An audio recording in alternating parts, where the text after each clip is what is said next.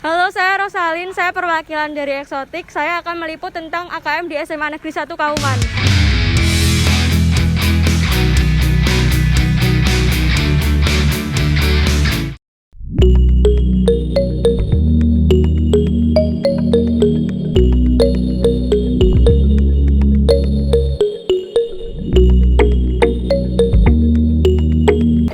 Saat ini saya sedang bersama dua narasumber perwakilan yang mengikuti AKM.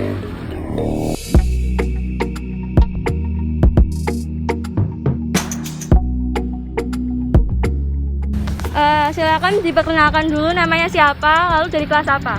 Nama saya Muhammad Baswa Arif Husna dari kelas 11 MIPA 2. Nama saya Latifah Kurota Yunina dari kelas 11 MIPA 5. Pertanyaan pertama, menurutmu AKM itu bagaimana penerapannya? Menurut saya itu AKM itu berfungsi itu sebagai kayak mengasah logika aja gitu. Menurut saya kayak gitu. Bagaimana perasaanmu ketika kamu terpilih menjadi peserta AKM? Biasa saja sih, tapi ya sedikit senang dan ingin tahu apa itu AKM. Lalu, apa pengertian AKM bagimu? AKM itu di dalam AKM itu kan kayak ada cerita dan kayak ada numerasi itu kayak matematika itu kayak ya kayak formal aja gitu, dasar-dasarnya matematika dan sama bahasa Indonesia aja. Secara singkat tentang lingkungan AKM, seperti apa ya, orang-orangnya, terus lingkungannya, ruangannya gitu. Ruangannya cukup nyaman dan lingkungannya juga cukup baik, tenang. Orang-orangnya juga cukup baik. Apa ada kesulitan selama mengerjakan AKM? Menurut saya nggak ada sih, karena itu kayak cuman dasar-dasarnya aja, nggak seluruhnya itu masuk ke dalam sebuah pelajaran kayak gitu. Menurut pengalamanmu sendiri bagaimana sistem AKM itu? Sistemnya sangat bagus untuk penilaian diri sendiri. Lalu bagaimana pendapatmu tentang sistem AKM ini di sekolah ini? Menurut saya sistemnya itu kan menggunakan komputer kan ya. Itu kayak ya mudah aja gitu menggunakan komputer ketimbang pakai manual seperti kertas atau menulisnya itu pakai pensil atau pulpen gitu. Apa keuntungan kamu setelah mengikuti AKM? Dapat menilai diri sendiri dan dapat menambah keinginan untuk literasi dan numerasi. Terima kasih.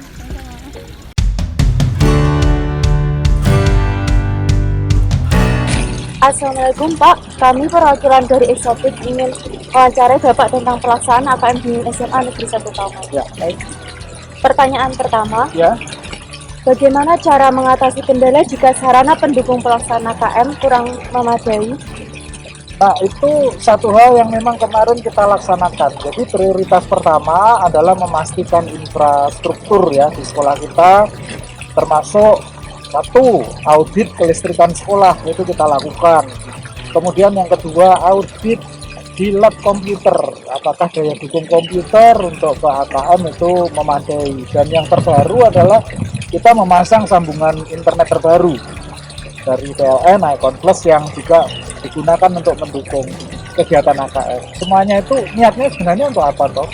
Untuk mendukung teman-teman kita yang lagi berpikir menyiapkan diri belajar sudah keras, makanya kita menyiapkan infrastruktur supaya tidak terjadi kendala, supaya lebih menenangkan pada saat teman-teman ini lagi mengerjakan AKM-nya seperti itu ya. Baik Pak, untuk pertanyaan kedua, bagaimana hasil asesmen nasional ini dimanfaatkan oleh sekolah? Nah baik, jadi asesmen nasional kita mengenalnya ini adalah ada literasi, ada numerasi dan lingkungan sekolah. Nah itu nanti akan salah satunya di situ akan muncul hasil sebenarnya profil siswa kita ini ada di level keberapa. Jadi ada 4 level nanti, ada 4 level. Apakah itu dari butuh intervensi, artinya butuh intervensi itu sekolah harus bekerja lebih keras lagi untuk menyiapkan anak-anak mencapai kompetensinya. Apakah itu sudah cukup atau bahkan yang ideal sampai di level yang keempat. Jadi hasilnya nanti seperti itu. Manfaat ke sekolah sekali lagi ini akan menjadi dasar strategi Strategi apa? Mendampingi kalian dan teman-teman untuk dalam proses pembelajaran. Jadi bukan hanya penguasaan konten atau penguasaan materi, tetapi lebih juga kita memperhatikan penguasaan keterampilan dalam konteks yaitu tadi literasi, kemudian numerasi, yang tidak kalah pentingnya adalah karakter. Nah, karakter itu karena ada tiga hal yang beririsan. Jadi kalau kalian juga suka membaca, di situ ada satu referensi untuk mengantisipasi keterampilan kompetensi abad 21 itu tentu ada kognitif ya, intelektual, kemudian ada keterampilan skills dan ada apa yang tadi saya sebut karakter. Kemudian ketiganya ini harus dibungkus satu keterampilan yang lain yaitu keberanian untuk merefleksi diri. Merefleksi diri itu juga bisa mengukur apa yang kurang dari kemarin ya, apa yang lebih, apa yang perlu kita tingkatkan, apa yang perlu kita pertahankan. Jadi kira-kira itu manfaat AKM ya, lebih menjadi masukan bagi sekolah, menyiapkan strategi pendampingan, strategi penguatan kepada kalian untuk menyiapkan mengantisipasi perjalanan akademis kalian nanti ke depan. Baik Pak, apa tindak lanjut dari sekolah dengan hasil AKM? Nah, tindak lanjutnya itu akan menjadi rencana strategis. Jadi akan menjadi rencana strategis dari pemetaan itu nanti bagaimana sekolah akan fokus melakukan apa yang disebut dengan intervensi misalnya, atau yang melakukan untuk menemukan solusi-solusi.